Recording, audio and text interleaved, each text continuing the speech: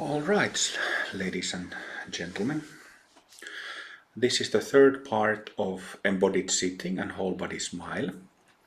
We really covered a lot more than just those two topics, but you know, as you know, these sessions are basically about the meridian system. Meridian system that is related to traumas, traumatic recordings of trauma in the subtle body, as well as connected to Lightbody. In early January, I started writing a long article. It's really it's turning into a small book, but I started to write an article about the Lightbody that is known as, with different names, rainbow body, immortality in Taoism. There are different descriptions for the phenomenon in Christianity, so it's widely known in contemplative traditions. And I started to write an article about it, explaining the ins and outs, explaining the mechanics, explaining the practice principles, what practices, what know-how, what understanding, what techniques need to be there so that, we can successfully not only remove traumas, but reveal the light body, reveal this, what in Taoism is called immortality, Xian, but in Tibetan Buddhism it's usually called rainbow body, Jalu. So I wrote that article for a few days in early January, and then I felt like, when you do something with high intensity, as whatever your profession is, when you have some project that you do really intensively, then after a while, maybe after a few days of working around the clock or a week or a couple of weeks, you kind of lose sight at what you're doing. So what often happens to me when I write books and articles like this is that, I kind of become blind for the writing process. So I've taken a couple of months off, and I came back to that writing project 2 days ago, and it shouldn't be long until that article, that little book, is ready, and I'm really happy about it, really happy. I still have to get it, add some small things and have the grammar checked, because although my written English is better than spoken English, it's still not that good when it comes to grammar. So I have a couple of members in the Sangha who check the grammar for me. But that article will be published for free, like all my writings, in maybe a couple of weeks. And that article, like I said, it explains in detail the ins and outs of not only about the process of trauma healing, but revealing of light body. And in this series of sessions, this is the third session, we've done practices from simple sitting, where you don't move your body at all, only concerned with the physical body. And then we've done a bunch of other practices like whole body smiling, body scanning, guru yoga briefly. Last time we did, Bodhicitta is always there in all sessions. Then last time we did hands-on healing to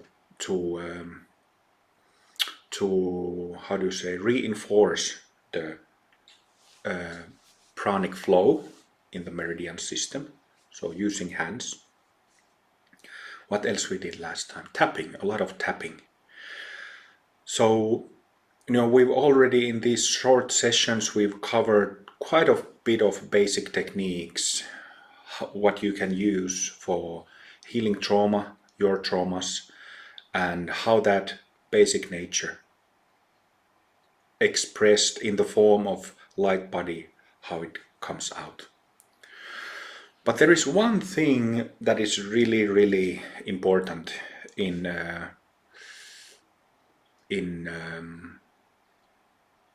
Dharma, that has the type of Dharma that has the potential to take us to Lightbody, and that component is Bodhicitta. So genuine concern for the well-being, for the spiritual well-being, for the general well-being, concern for the happiness of all beings. So this is, I just wrote yesterday into that article that, we might have learned some sutric practices. I've studied all my life internal arts of China and Japan, quite a little bit of yoga also, since I was a small kid. And I've known so many people who have many of the elements together, so that basically they have all the tools they need for bringing out the potential of the meridian system. I'm not talking about now about the nadi system, the whole bhumi system, because that's separate. But I've known a bunch of folks, many of them professionals of internal arts, yoga, Chinese arts, Japanese arts, that they know quite a lot, and they have a number of effective tools. But if that genuine concern for others immediately near us, or like it said in the Bible, our neighbors, if the concern for our neighbors, if the compassionate concern for all sentient beings is not there, then, the benefit, the fruit of these practices will be much less.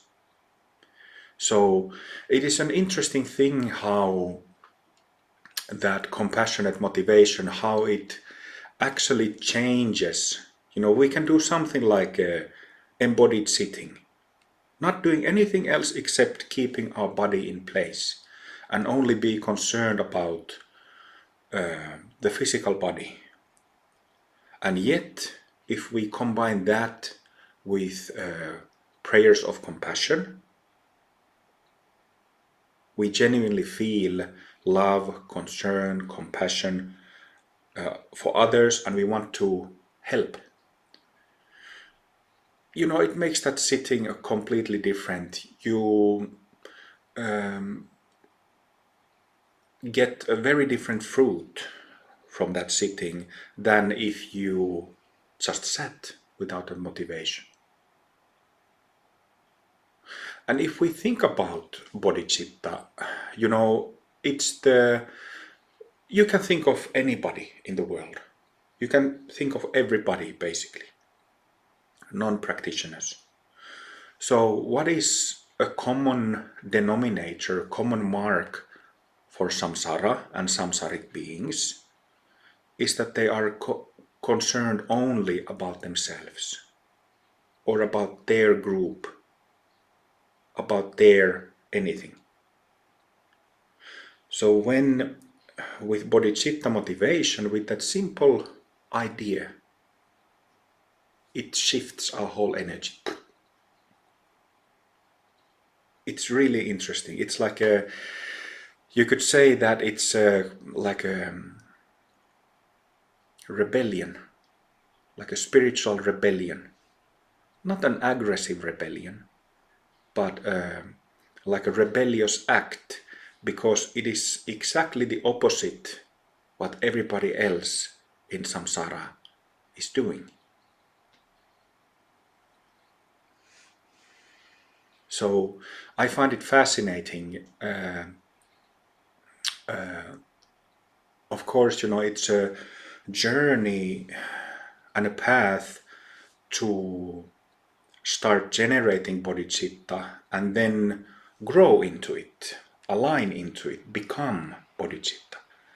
So bodhicitta has two perspectives. There is the relative perspective where you generate compassion.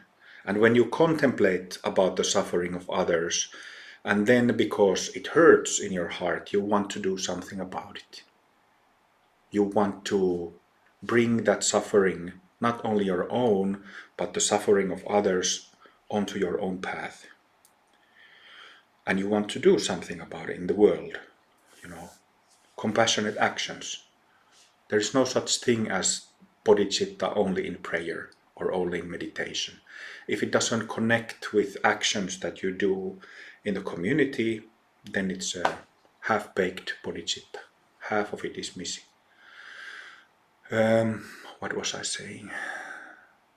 So yeah, it's a journey to generate this, to do this internal rebellious act,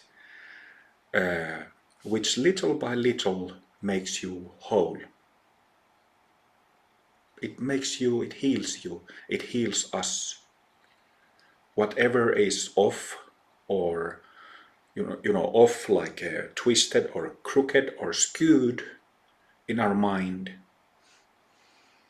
it will get straightened and it will get healed, become complete. So our basic nature, original nature, is revealed through this rebellious, compassionate action. And then, so that's the relative perspective into bodhicitta, and then there's absolute bodhicitta. Bodhicitta literally means bodhi, awakening or enlightenment, and citta means heart, mind. In in Western psychology, in Western approach, when we say mind, we mean something related to thoughts, mind that thinks. But when we speak of the Sanskrit word citta, or it's called shin or kokoro in Chinese and Japanese, it doesn't only mean thoughts or the mind that thinks. It is also mind that feels. And the mind that feels is the heart. You don't feel with thoughts, right? So the meaning of bodhicitta, like I often render it in English, is heart-mind of awakening, heart-mind of enlightenment. Heart-mind, not only about the thinking mind, but there's feeling also, emotion, feeling, sensation. So it is all encompassing when we think of our psyche, psychology, our mental, emotional functions. It covers everything. So when we align with this basic nature, of course we become it. That's what Mahasiddhas are. They no longer need to exercise, no longer need to generate, but they have become it. How? Because what is extra has peeled off or dropped off. What is extra has dropped off. Nothing has been added. It's just the extra baggage, extra weight, psychological weight is no longer there. So it is really a process of revealing what is already in there. And with Lightbody, it's the same thing. It's revealing rather than, I often use the word generate when I talk about practice, how you use practice to generate Bhumi events, awakening experiences. I use that word. But, you could use, in Chinese, often on the Chinese side of yoga, they speak of cultivation. Cultivation. A farmer cultivates a field. So, does all kinds of things. I don't know the names of the farmers' tools in English, but we know what farmers do. So they cultivate these fields, this ground. we also cultivate the ground by working with the subtle bodies where the dirt is. We cultivate it.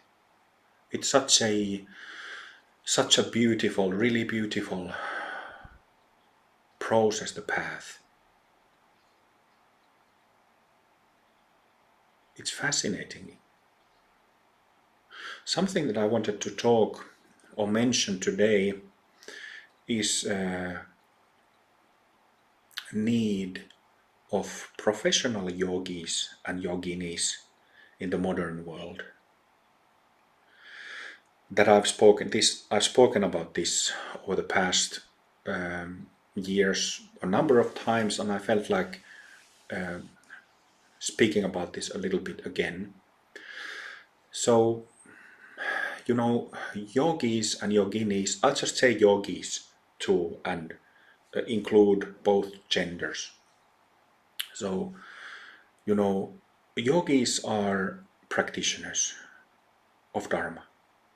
Dharma means practicing different yogas, and the royalty of all yogas is the yoga of the mind. Heart mind, I should say. So, that's the most foundational, most fundamental type of yoga.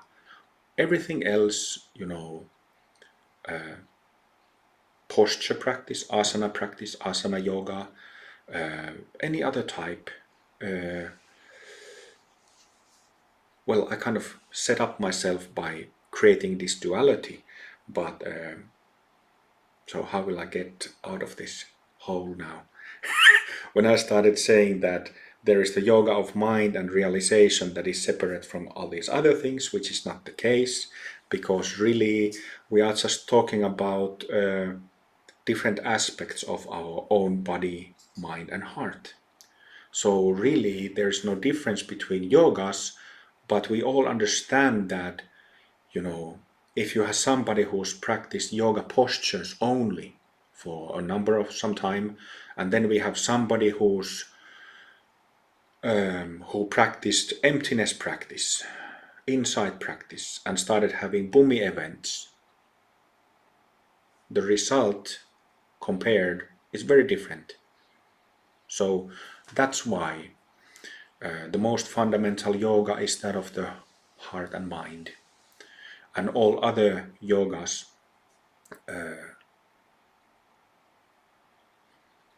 I wouldn't want to say secondary because it makes it sound that it's lesser, but maybe you get the point. Hopefully I dug my way out of that pothole. So, as you know, the modern world and the citizens of the world now, the condition of the world and its citizens is what it is. There is this theory coming from Jyotish, which is Vedic astrology, ancient Indian astrology. There is this theory of different time periods or time eras. The word for time eras is yuga, Y-U-G-A, not yoga, but yuga. And there are different interpretations of these eras that last for the shortest one is, well, there are different interpretations depending who you ask, but what I think is a correct interpretation is from Yogananda's guru, from Swami Sri Yukteswar, who is one of the masters in Mahasiddha family. So he has written about this, and contrary to the most popular interpretation, his interpretation is that we are not actually in the most darkest, most grossest kind of yuga or era called Kali Yuga, But according to his astrological calculations, we are now in the second darkest era called Dvapara Yuga. Dvapara Yuga.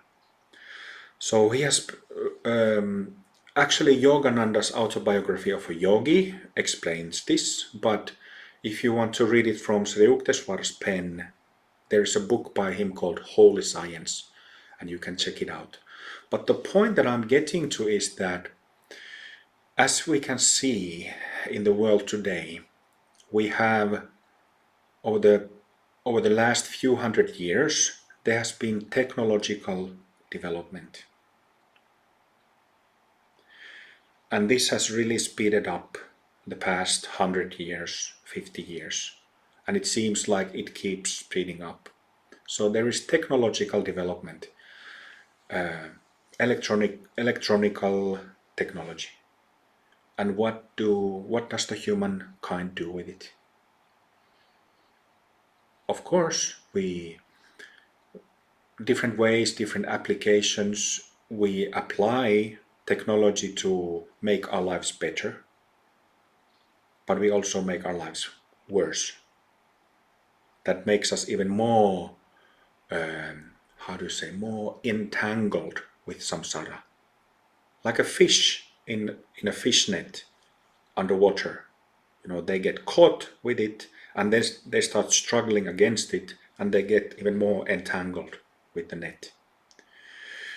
So, isn't that the case regarding humanity? Regarding especially city people. Of course, that's not the case with everybody, but it just seems to speed up. And this was Sri Yukteswar's point, that there is this technological development, but then somehow we make our lives and others' lives worse through it, rather than making it easier and more pleasant. Where was I getting with this? Why did I speak about yugas? There must be some genius idea while I was talking about it.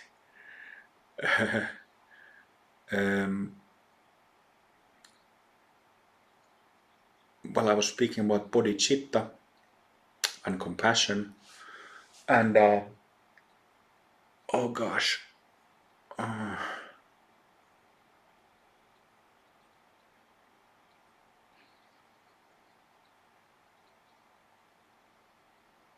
completely lost my point. Professional yogis. Thanks, Ben. Thanks a lot. I completely forgot that already.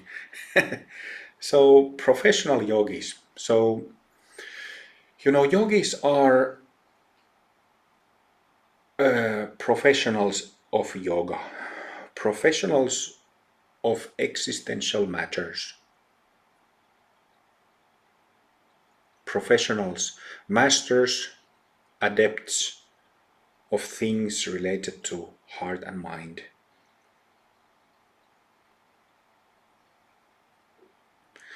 So, my purpose as a teacher is to help and train those who are ready for not like ABC, not like alphabetics that kids learn when they're young, but my job, my purpose is to help and train those who have merit and who are ready and who want to train in the deepest possible way in yoga. That's my job. So if we think how people are lost in the world, of course, there's no way. We have to be realistic and, it would be silly to say that, well, if everybody did two-part formula, or if everybody in the world practiced this or that yoga, then the world would become a better place. And as an idea, that is true, but it is not possible to execute that plan. It is not a plan, it is really a dream or a fantasy. Nice fantasy, but still a fantasy. So what we should do and what we can do is to train ourselves. This is partially related. I spoke last weekend about the making tools, making our practices our own, instead of using them like borrowed tools, making them our own. But similarly, we need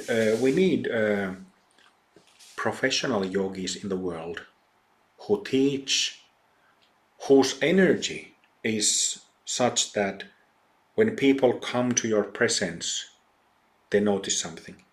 There's something going on, there is something different with that person compared to others. And not because of the wow factor. Wow, that person is nothing like that. But,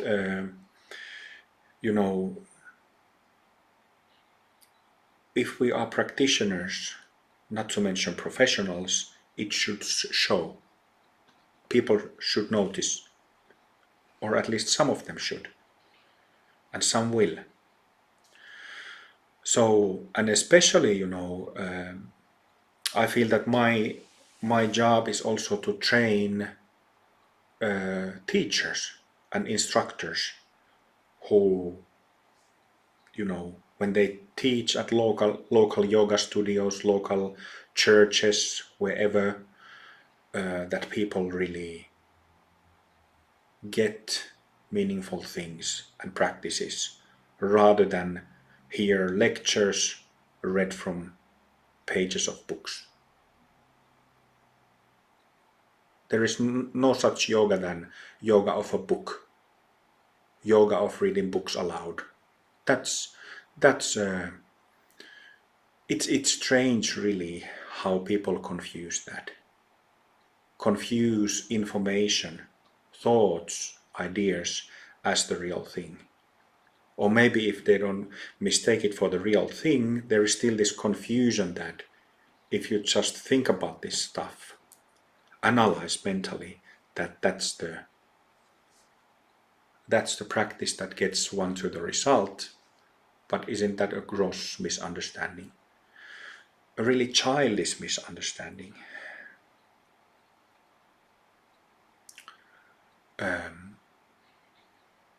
So when we become pros in yoga, in this fundamental yoga relating to mind and heart, then we can show the way to others.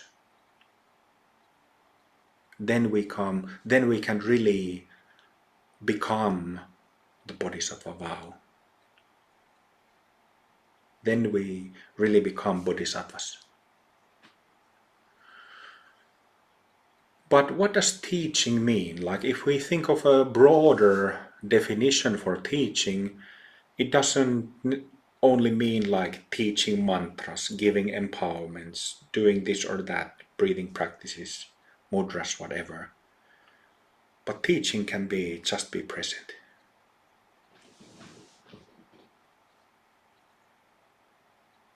And this is the basic idea of Yogis on Display project. I publish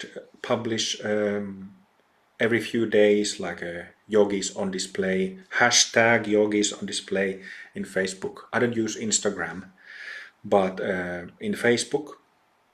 And it's a project that I thought about for years, because Western practitioners of Dharma keep their practice secret, which is the exact opposite how it is done in Asia. It's the exact opposite. Westerners keep their Dharma practice secret, And that's why that's not a reasonable, sensible way or healthy way to try to bring Dharma to the West. Bringing the Dharma to the West, to the modern world, well, the modern world is everywhere. So I'm not. When I say West, mistakenly, what I mean is the modern world everywhere, modern societies. So it seems to me that Western teachers of Dharma haven't really thought this through. It's kind of in the LGBT movement. Couple of decades ago, it was a big thing when people who were well known, or artists or actors, when they came out of the closet as gay people. But practitioners in the West are still in the closet. That doesn't make any sense from the perspective of Bodhisattva vows. It makes no sense at all, because we are sitting at our homes in practice spaces, and they're praying for the benefit and well-being and liberation of all beings, but then we don't even speak about that we are practitioners for our friends or relatives. We don't show people, we don't tell people that we are practitioners.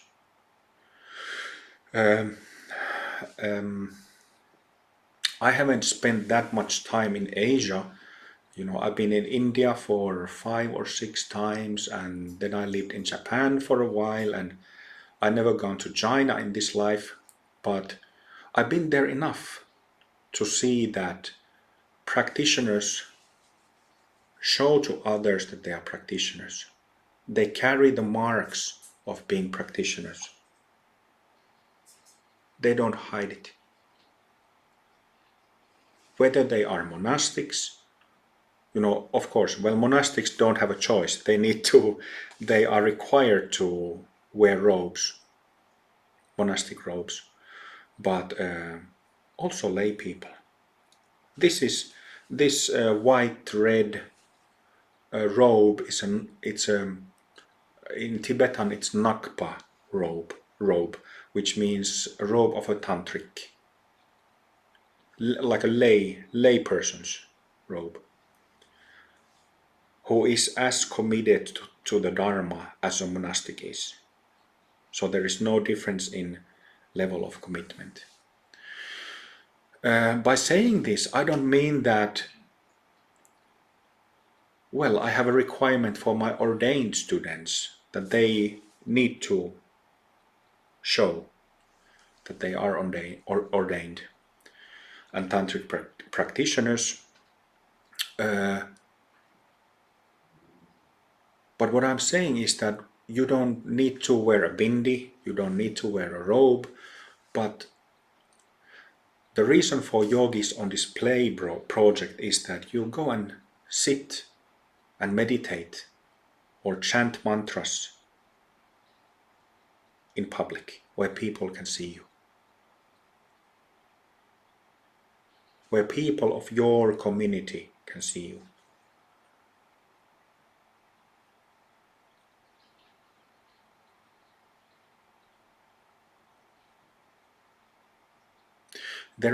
I'll briefly tell a story of one of the Zen masters who I trained with in Japan. Is called Shodo Harada Roshi.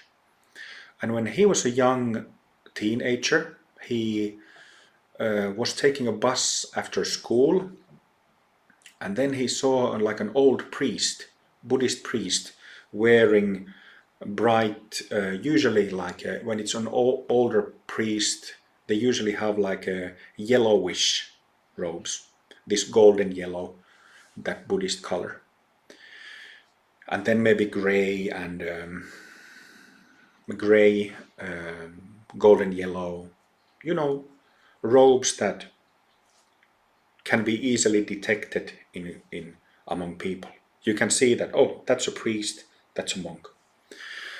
So Shodo Harada Roshi, when he was young, he was sitting in a bus and he saw this old priest board the bus, and the priest came into the bus and took a seat.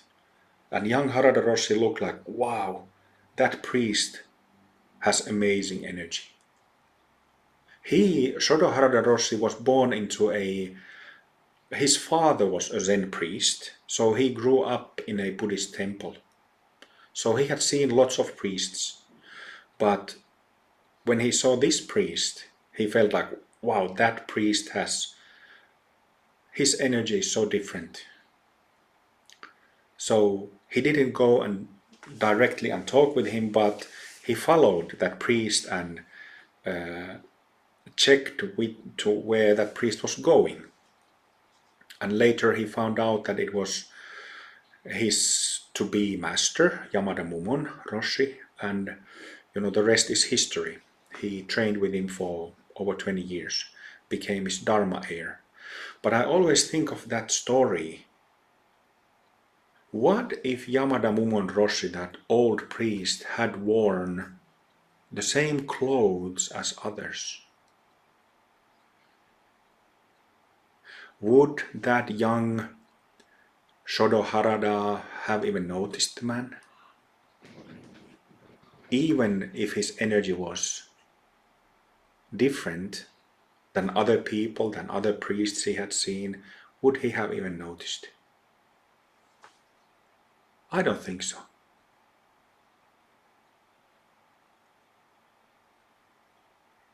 In Finland we don't have, we have Lutheran church and Orthodox church, and we have like two small Orthodox Christian monasteries in the whole country. So we don't see Orthodox monks anywhere in the country really. And we have Lutheran church where there is no monastic institution. Priests, of course, but no one who would wear marks of a practitioner, external marks, all the time. So we don't see any nuns or monks. Sometimes rarely you can see a priest who has that white, what do you call it, that white thing in front of the throat, in the attached to a shirt, but we don't see any practitioners here. The only religious related to this topic, the only people we see is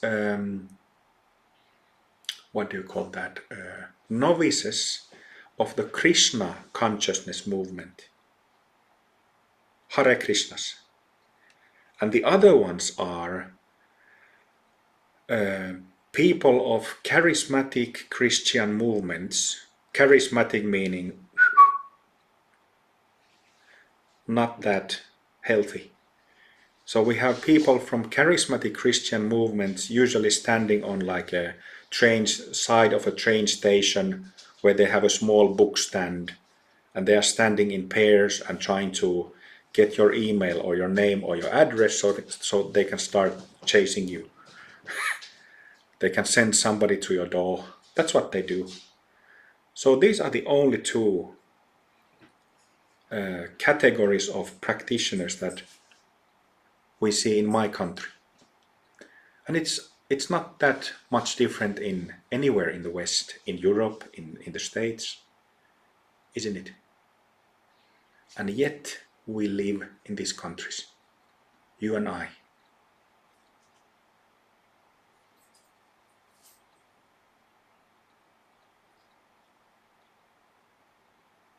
Let's take our bodhicitta into practice and do something about this awful situation, and let's encourage other practitioners of Dharma to do the same, because it is our responsibility.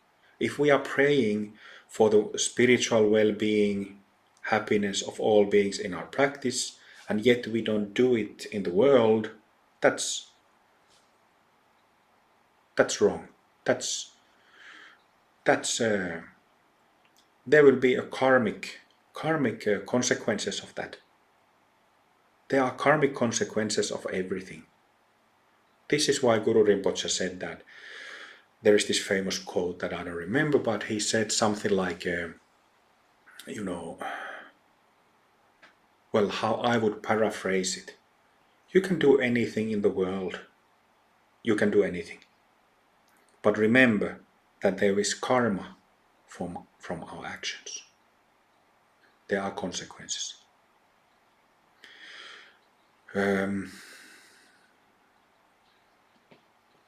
So similarly, we need to study and understand karma, what it means. I had a yogi friend, like an Indian man, a yogi, who I went to see in India a few times, and he said that when common people, non-practitioners, when they make big mistakes, those are actually small mistakes. But when practitioners make small mistakes, they are actually big mistakes.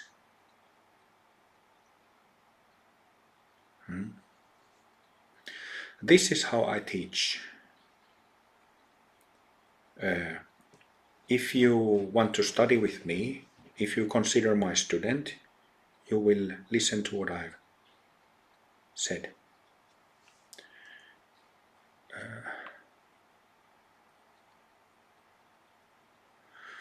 I remember there is a notion in